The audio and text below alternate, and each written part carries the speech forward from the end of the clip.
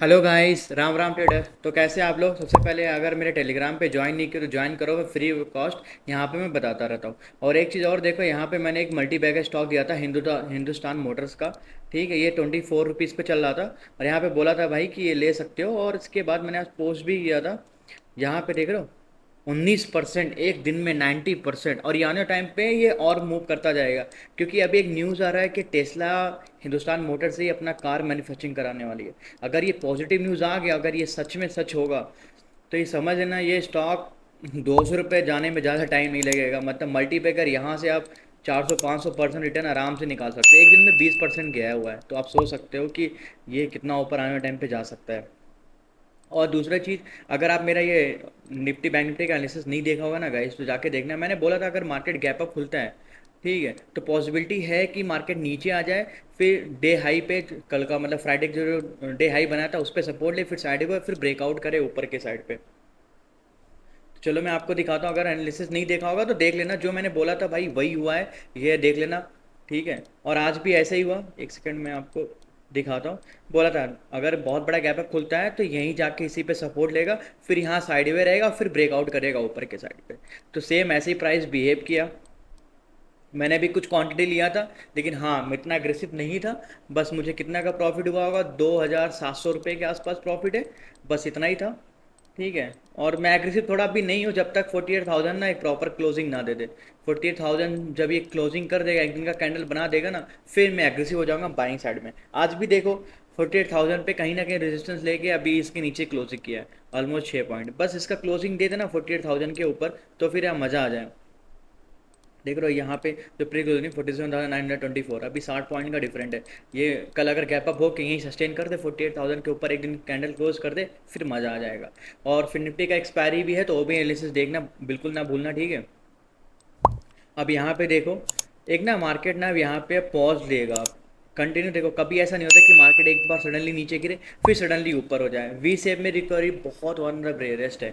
ऐसा नहीं होगा कि यहाँ से गिरा फिर यहीं से ऊपर होकर ऑल टाइम हाई जाए, नहीं।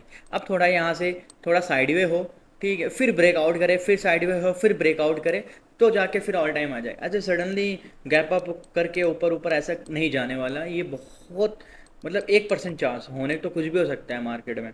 अभी इंडिया का अगर टैक्स फ्री कर दो तो एक ही दिन में ऑल टाइम हाई चला जाएगा, अपर सर्किट लग जाएगा। बट लेकिन जो है पॉसिबिलिटी, जो प्रोबेबिलिटी है वही मैं आपको बता रहा हूँ कि कभी ऐसे वी सेप में रिकवरी बहुत कम होता है। कोरोना के टाइम पे ऑलमोस्ट वी सेप हुआ था, वो one of the rarest condition है, अब दोबारा नहीं होने वाला। तो यहाँ पे थोड़ा मार्केट एक दिन यहाँ साइडवे हो, क्योंकि कल फिर निफ्टी का एक्सपायरी है, तो उसकी वजह से साइडवे हो फिर ब्रेकआउट करे। ठीक है, एक्सपायरी के टाइम पे। चलो मैं आपको 15 मिनट में लगाता हूँ, एनालिसिस करके दिखाता हूँ। और थोड़ा ना अभी बच के रहो, ठीक है। मार्केट बहुत ज़्यादा वॉलेटाइल है, कहीं कुछ भी कर सकता है, बहुत ज़्यादा स्पाइक ऊपर नीचे की तरफ मारता है। जैसा मैंने बोला था, मार्केट गैप अप हुआ, साइडवे नीचे की तरफ आ जाएगा, फिर साइडवे हो जाएगा, फिर ब्रेकआउट करेगा ऊपर की साइड पे। सेम वही हुआ है, अब देखना। अगर मार्केट फिर से बहुत बड़ा गैप अप खुलता है, सपोज 48,200 या ये हाई के आसपास, फिर क्या होगा ना, यहीं पे आके यहीं पे जो हाई बनाए यहाँ पे ले, या फिर नीचे ब्रेक डाउन करे। लेकिन चांसेस है कि 47,800 और ये सारा जोन ब्रेक ना करें। नीचे साइड पे आपको दिखाएगा कि ब्रेक कर रहा है, लेकिन ये ब्रेक ना करे। जितने भी लोगों ने यहाँ से ट्रेंड लाइन लगाएंगे, दिखाएंगे हाँ सेलिंग आ रहा है, ऐसा एग्रेसिव सेलिंग नहीं आने वाला। 47,700, 47,800 ये सपोर्ट लेगा, फिर यहीं से फिर रिवर्सल कर देगा ऊपर। तो निगेटिव नहीं है, ठीक है। निगेटिव पहला साइन मेरा 47,500, ये जब तक ब्रेक नहीं करता तब तक मैं निगेटिव नहीं होने वाला। यहाँ पे दिखाएगा जैसे आज दिखाया था निगेटिव, ये कैंडल पे तो बहुत लोग घुसे होंगे, क्योंकि मार्केट नीचे गिरा, पुल बैक दिया, एक पॉज कैंडल बनाया, फिर कंटिन्यू और रहा था। इसके बाद ये फॉलो थ्रू मिला रहा है कैंडल में, लेकिन क्या हुआ, सपोर्ट लेके फिर ऊपर चला गया। ऐसे मार्केट फंसाता है। तो याद रखना गाइज, मार्केट अगर यहाँ पे गैप अप खुलता है नीचे की तरफ भी आता है, तब भी आपको सेलिंग नहीं करना है। जब तक 47,500 ब्रेक नहीं होता तब तक हमारा, मैं आपको लगा देता हूँ, नहीं तो आप ना भूल जाते हो फिर। एक सेकेंड, 47,500, यही हमारा है लक्ष्मण रेखा। जैसे मैंने आपको लक्ष्मण रेखा बताया था कि 46,500 ये अगर ब्रेक कर दिया तो फिर नीचे और सेलिंग होने वाला है। और ये लक्ष्मण रेखा बताया था मैंने, कम्युनिटी पोस्ट पे भी किया था, उस यूट्यूब में जाके देख लेना। लक्ष्मण रेखा मेरा यही था, 46,500, यहीं से कंटिन्यू ऊपर की तरफ गया हुआ सपोर्ट लेके। फिर मार्केट अगर बहुत बड़ा गैप अप खुलता है, फिर से थोड़ा प्रॉफिट बुकिंग आएगा, फिर साइड वे हो, फिर ऊपर की तरफ पे फिर ब्रेकआउट दे, नहीं तो नीचे थोड़ा ब्रेकडाउन दे, फिर इसको बेस बनाए, ये फिर से सपोर्ट पे आए, एक्यूमुलेशन जोन जिसको बोलते हैं यहाँ पे, फिर यहाँ डिमांड आएगा, फिर यहाँ टाइम में फिर से ब्रेकआउट दे। तो ये चीज़ का याद रखना।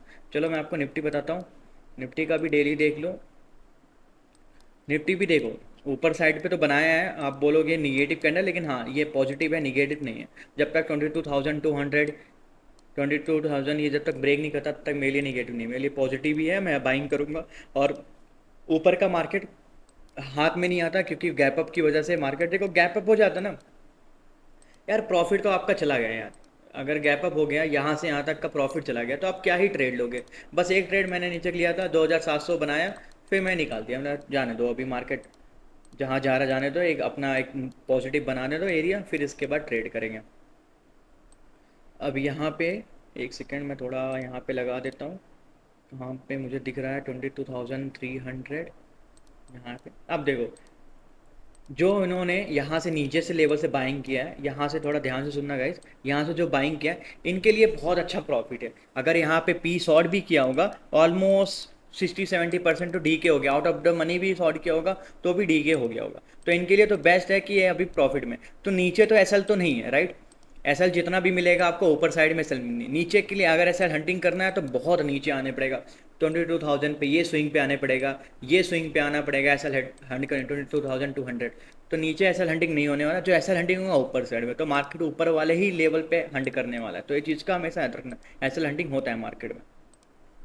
फिर से बहुत बड़ा गैप अप खुलेगा 22,400 के आसपास अगर खुला, फिर यहाँ पे आ जाना नीचे के साइड पे, फिर प्रॉफिट बुकिंग। लेकिन इस बार प्रॉफिट बुकिंग इतना शार्प नहीं होगा जैसे आया था, धीरे धीरे धीरे धीरे आए, फिर यहाँ से दिखाए हाँ ब्रेकडाउन हो रहा है, लेकिन ये 22,300 पे सपोर्ट लेगा, फिर साइडवे हो जाए। क्या पता एक दिन मोमेंटम ना करे, लेकिन हाँ यहाँ पे साइडवे चांसेस ज़्यादा है, क्योंकि यहाँ पे एक्यूमुलेशन जोन बना देगा, अपना डिमांड जोन ये बना देगा, फिर हर टाइम पे यहीं से बेस बना के फिर ये ऊपर की तरफ पे ब्रेकआउट कर देगा। बहुत बड़ा गैप डाउन खुलता है नीचे की साइड पे, फिर तो आपको वेट करना है, फिर तो कुछ नहीं मिलने वाला। फिर तो आपको पता है पी सीट दोनों शॉर्ट कर दिया जाएगा। आपको बैंक निफ्टी में भी दिखा दो, अगर बहुत बड़ा सपोज गैप डाउन खुलता है 47,500 यहाँ पे कहीं, तो ऊपर के नीचे दोनों जगह सपोर्ट और रेजिस्टेंस बन जाएगा। तो मार्केट यही दोनों जो रेंज है इसी में आपका ये सारे, एक सेकेंड, ये सारे जोन में एक ही जोन में आपका फंसा रहेगा मार्केट, फिर आने टाइम पे ब्रेकआउट करेगा।